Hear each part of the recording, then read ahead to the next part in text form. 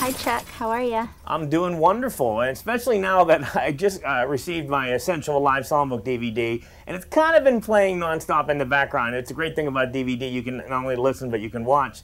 But these are a bunch of different stuff that I haven't seen from you. Yeah, it's a live recording of a couple different shows. Some are with a band, some solo acoustic, and some of it actually is with an orchestra. So it was really a lot of fun. I actually enjoy performing live more than I enjoy making records in the studio, so I was glad to share this, as well as songs that have never been released before. Yeah, it's the second disc on the Rialto Theater where you're with the chamber orchestra. Is that a different type way to perform versus like a regular band or a house band or something? Yeah, performing with an orchestra is very different, but also really exciting as a songwriter to hear your music arranged with a full string orchestra. It makes you feel a little smarter than you are, I'm sure. I expected them to chime in, though, at the end with the yodeling, but it didn't happen. Yeah, you got to just yodel on your own once in a while. Yeah, and I don't think anybody in the history of the world has ever yodeled with an orchestra. So. There's actually, sorry, go ahead. We're actually here for a reason, and that's to raise awareness. And one of the things that, of course, I never sit down when I'm eating and think about where the food came from, but I will tell you this, as being on a plane every weekend, I'm constantly looking out a window and seeing, I'm just amazed at how many farms are out there that I never knew existed. It's so true. A lot of people don't realize where their food comes from. The food they eat for breakfast, lunch, and dinner comes from farms all across America. I was raised on a ranch and a farm. I actually grew up eating only what we were able to raise. So we were growing our own vegetables and storing them for winter, as well as beef and fish. And I currently live on a working ranch in Texas with my husband, who's a rodeo cowboy. And I think it's so important. I was so glad that Campbell's came to me and showed that they wanted to support the FFA, which is the Future Farmers of America.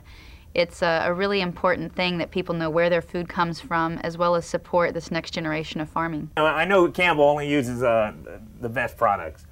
Yeah, they really wanted to encourage people to understand where the ingredients come from. You know, for over 110 years, Campbell's has been sourcing their ingredients. Whenever possible, they make sure that they use local ingredients within 100 miles, if it's possible, of where they make their soups, and it's high-quality ingredients. And they really wanted to educate people, not only for their own product, but for the FFA, and making sure that they're supporting and making sure that the industry of agriculture is healthy. Do you think the answer is young people? Because I'm amazed at how many kids I talk to that don't know about certain things, like, you know, like what a vinyl record album is. And it's just like, these things just skip right over them. Well, luckily, I don't think they'll be able to make digital food, so it's something I think we'll all be able to stay interested in. Actually, if people and kids do want to get involved and understand more, there's a website you can go to. It's helpgrowyoursoup.com. You can learn about where the ingredients come from, as well as every time you click on a red barn, Campbell's will donate $1 to the FFA. And it's so important because, you know, the FFA, agriculture in general actually, is just one of the largest employers in America. It's very important to our economy. I was just there earlier, and you got your own section on there. I do, actually. I'm really tickled. Just like I said, this is the way that I was raised. It's the only lifestyle that I've known, and it just taught me great values. And it's important. It's helped me stay grounded in the profession that I've chosen, and the FFA really passes those values on. You know, I'm glad to hear that, because I know that from the way I was growing up and the way kids are growing up today, like, you know, you see these videos of barn raisings and so forth. Those kind of community activities, I mean, it really give you something later in life that people don't understand, the essence of hard work.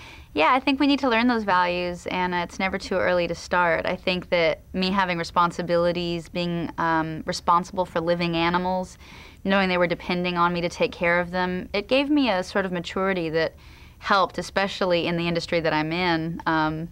Gosh, whether you end up farming or not, or being in agriculture, I think the values help you in any field. Speaking of the industry that you're in, with living on a farm, how do you find time to do anything? I'm pretty busy. I travel a lot, but luckily I get to get away to our ranch in Texas.